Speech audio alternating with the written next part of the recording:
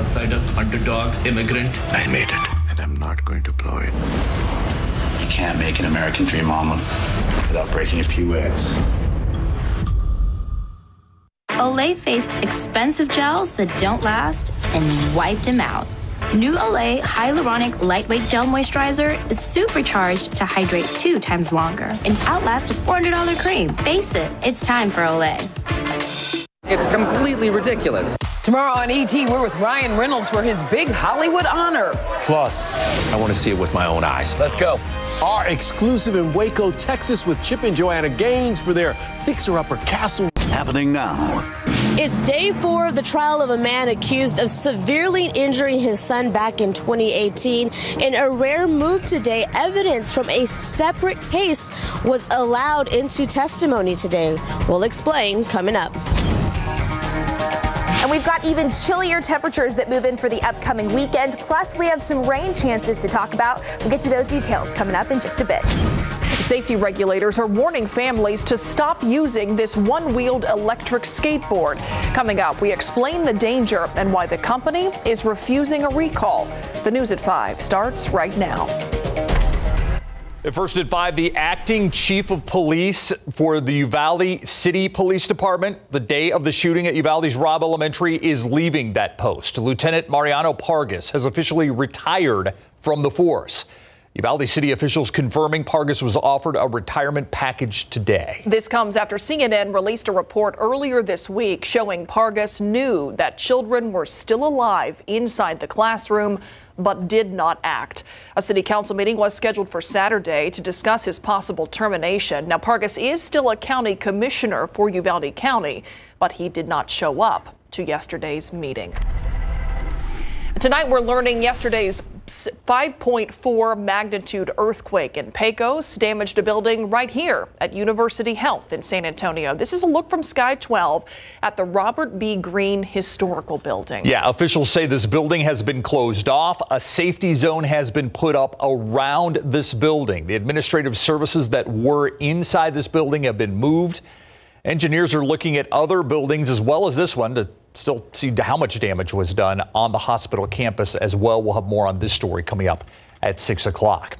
Well, it's been partially settled. That's the news today about the bomb weeks ago by a former San Antonio Spurs sports psychologist accusing former Spurs player Joshua Primo of exposing himself to her 9 times. That lawsuit was asking for damages and punitive damages and was filed by attorney Tony Busby on behalf of Dr. Hillary Coffin.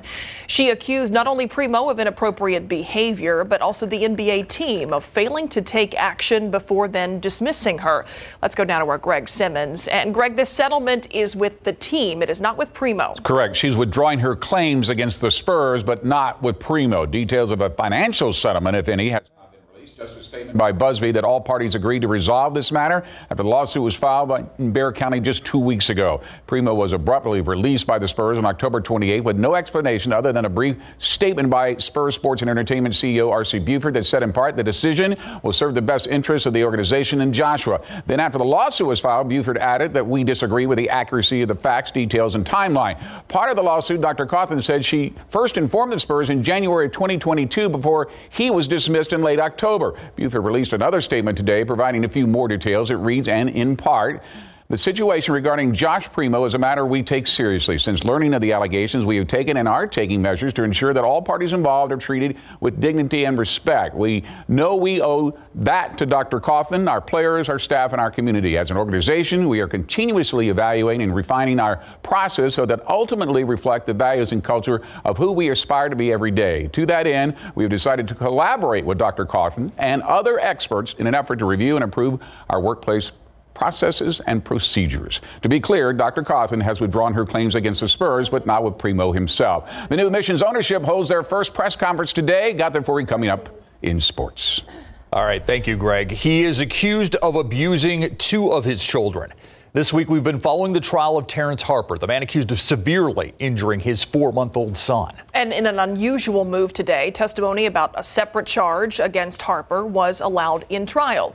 Court reporter Erica Hernandez explained what happened.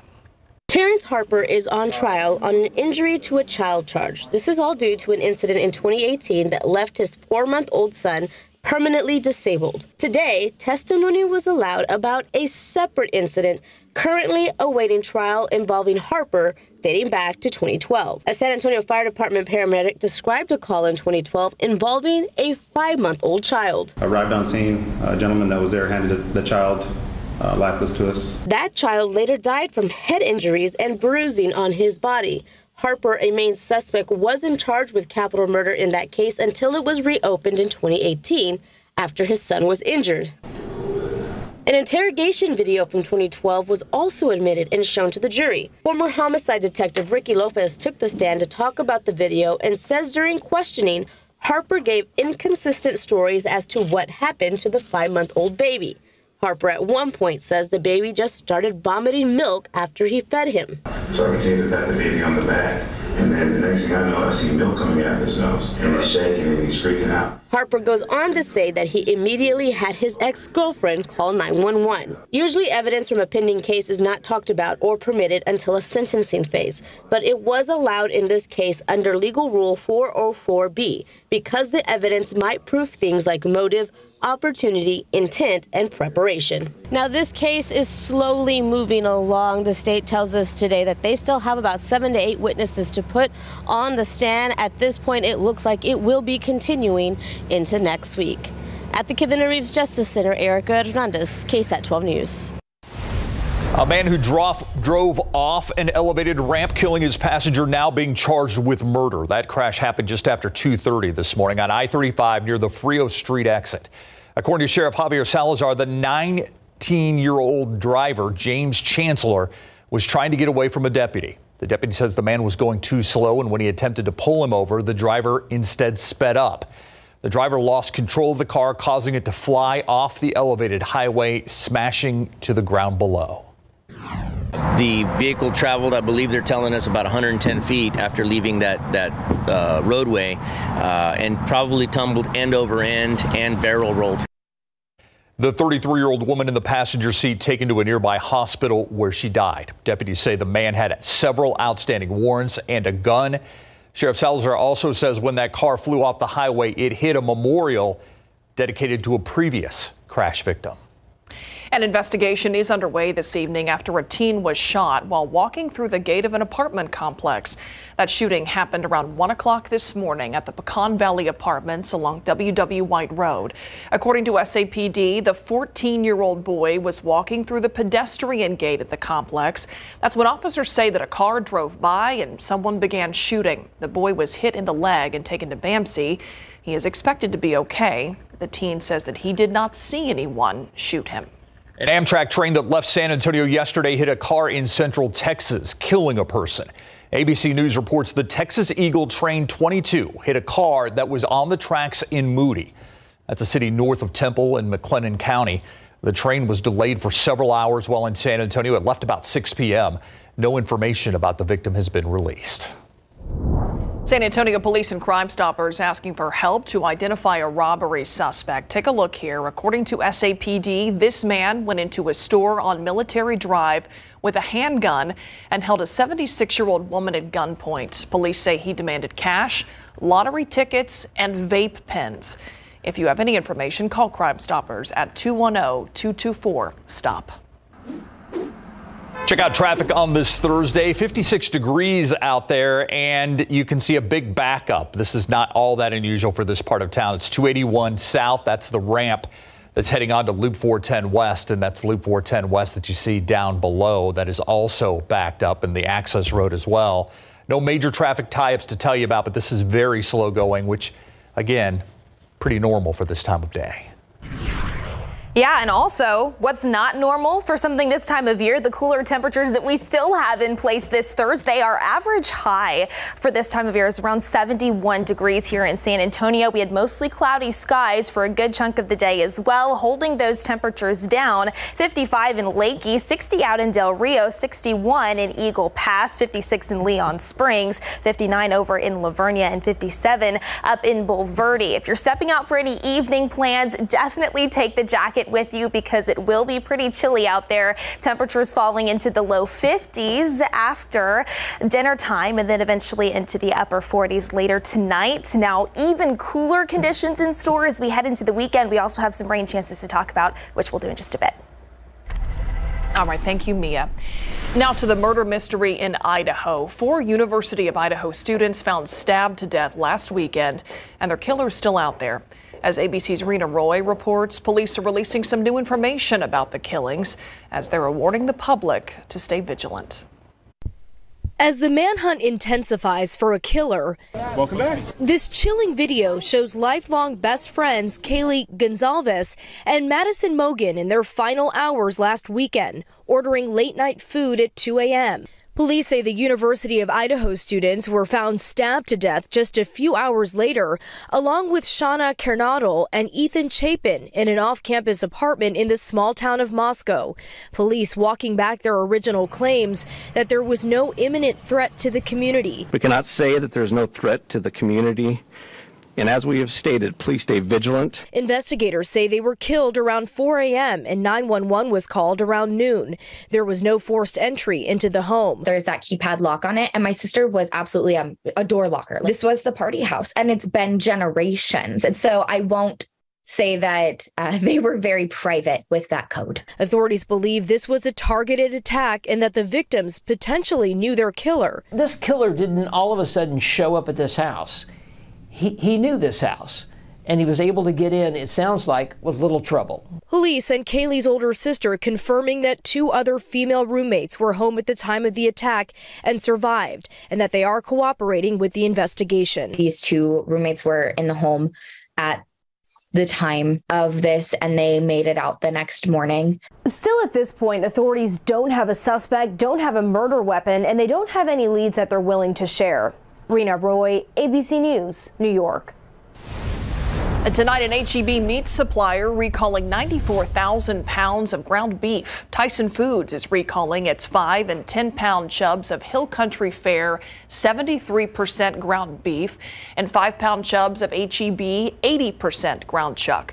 The products may contain something they shouldn't, such as mirror-like material, according to the company.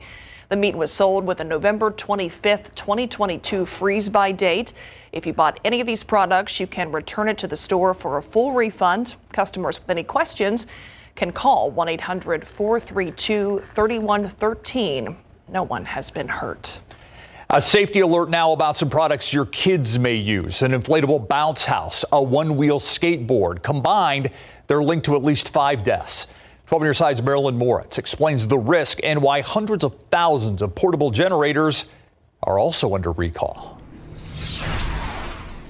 Bounce house alert. A 4-year-old boy died playing in this inflatable. Now the Consumer Product Safety Commission is warning families to stop using the My Bouncer Little Castle. The boy's neck became strangled in the yellow hoop.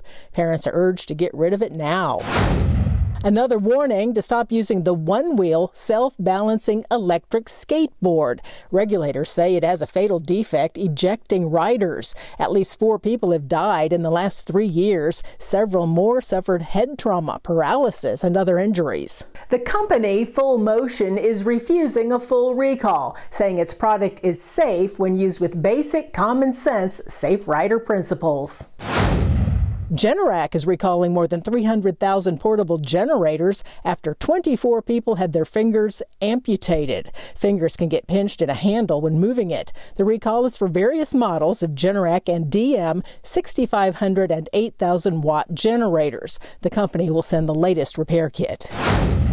And parent alert, 149,000 Mockingbird single to double strollers are recalled. The frame can break. Several children have been hurt. These were sold at Target and online. More info is on our website. Marilyn Moritz, KSAT 12 News. Still ahead, manufacturing is a growing industry in San Antonio, and one local college is giving students an opportunity in that field. Find out how next. Coming up tonight at 6 o'clock, after nearly 6 months of staying away from the public eye after the Robb Elementary School shooting, Uvalde County Sheriff Ruben Nolasco was spotted at the county courthouse and pressed for answers. Alicia Barrera tells us why the Uvalde sheriff didn't have much to say. Plus, TxDOT launching their Drive Sober, No Regrets drunk driving prevention campaign for the holiday season. Tonight at 6, hear from one family whose lives were changed forever by a drunk driver. Local manufacturing programs at St. Philip's College are continuing to grow. That's good news. The programs give students an opportunity to get real hands-on training. It lets students create items people use every day, like bottle openers. It's designed for students who have an interest in areas such as transportation, construction, and manufacturing. Students have a great opportunity here to learn some technical skills that are industry standard. Like every employer out there, as you know, there's a growing industry presence here, and they all have a set of standards and skills that they want to learn, and they have the opportunity here at St. Philip's to learn them. Now, according to St. Philip's College, there are more than 2,900 students between Martin Luther King and Southwest Campus enrolled in the program. Let's take a look outside with live cam. It's not quite as chilly today as it feels like it has been earlier this week, but that's not going to stay this way. It's also kind of been a gray day. It really has. A little gloomy out there. Yeah. We've had those mid and high level clouds in place. And really, as we head into the upcoming weekend, those clouds are going to thicken up.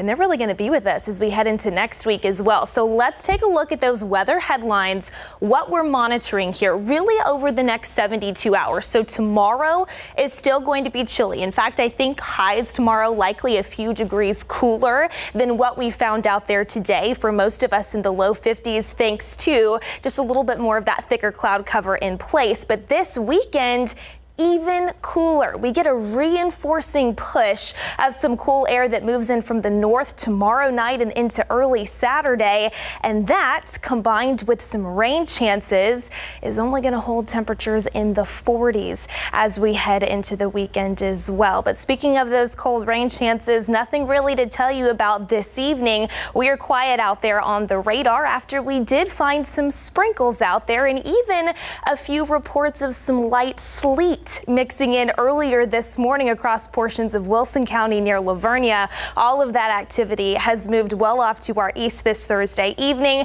57 degrees this hour over at San Antonio International. East-southeast wind at about 7 miles per hour. 56 up in Bulverde, 58 down at Stinson on the south side of Bexar County, 54 in Bandera, and 58 over in Hondo. Still chilly, but where it's even colder across the northern half of the lower 48 this evening as well.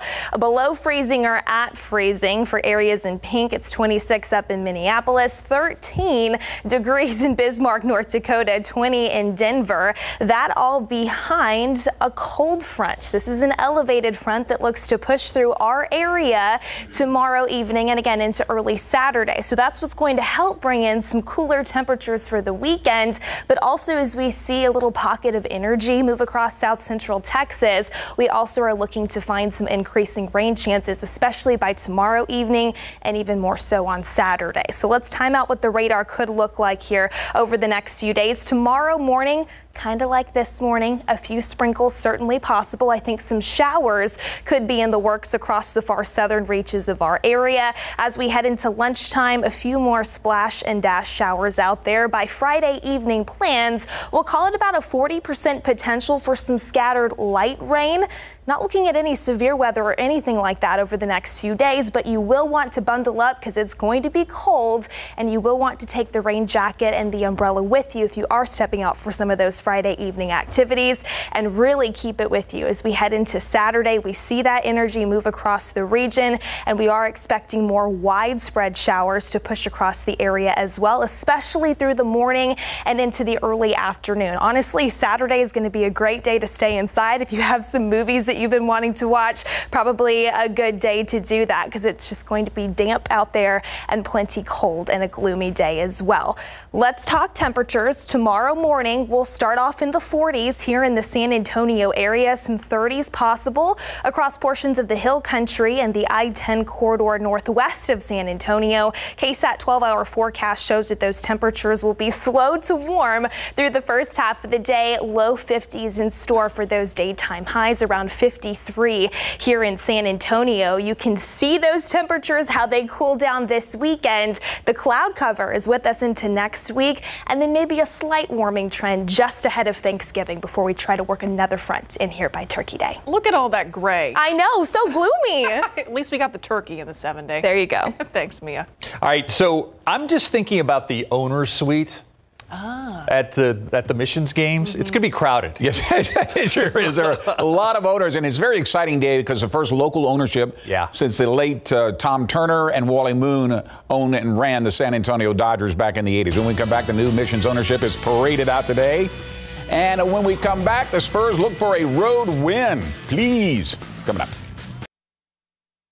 You guys here. The new ownership group that purchased our San Antonio Missions for a reported $28 million held their first press conference at Wolf Stadium today. The new owners include Hall of Famers such as David Robinson, Manu Ginobili, Nolan Ryan, and even Roger Clemens and Craig Biggio. Spurs Sports Entertainment Chairman Peter J. Holt, also a member of the new ownership group, was in attendance at today's press conference, along with Reed Ryan, the son of Nolan Ryan, who, with Don Sanders, formed Ryan Sanders Baseball, that founded the Round Rock Express, built Dell Diamond, and did the same for Corpus Christi Hooks and Whataburger Field. Now they want to do the same for the Missions. We know that we're going to have to address the deficiencies with Nelson Wolff Stadium, and I think our thought is we want to fully develop a plan that involves a community that says what is in the best interest of baseball long-term in San Antonio, and beyond having that desire to do something that's best in class, we haven't really got any further than that.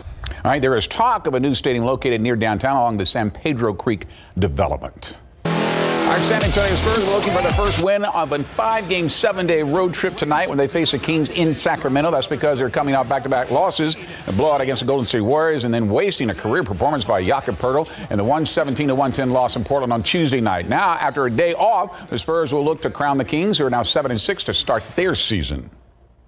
And here's a look at that matchup tonight at 9 o'clock. Have the early highlights for you tonight on the Night Beat. Pro football coverage, powered by Davis Law Firm. Dallas Cowboys are 1.5-point favorites, even though they are coming off an unexpected 31-28 overtime loss to the Packers, and the Minnesota Vikings are tied for the best record in the NFL at 8-1. Blowing a 14-point lead in the fourth quarter for the first time in franchise history has left many players, especially on the Dallas D, angry. The day before practice, head coach Mike McCarthy was asked about if he has a concern about some of the players carrying that anger over into this week. I don't have a concern about that. Actually, we just had a leadership council meeting and talked about probably some of the things that you talked about in your discussions in the media. So, you know, I believe in the principle, of conflict is good because it brings resolve and resolution to situations. And frankly, talked about it with the team today, and our leaders in the locker room. I think it's just a healthy opportunity to grow. All right, kickoff in Minnesota on Sunday is set for 3:25 p.m. What makes it so worse, that loss at Green Bay, is the fact that the Commanders actually upset the Eagles on Monday Night Football, so they could have did some catching up to Philadelphia. Yeah, but no. Didn't happen. No. Thanks, Greg. We'll be right back. All right, the coat will be needed tomorrow morning, the umbrella needed by the afternoon and evening hours. Maybe not for everybody, but we are expecting some increasing coverage of showers to move into the area, even more so on Saturday, and that's where you're really going to need the coat, with highs only in the 40s through Sunday. Thinking about what movies to watch. Thanks, Mia, and thank you for watching the News at 5. World News up next. See you back here at 6.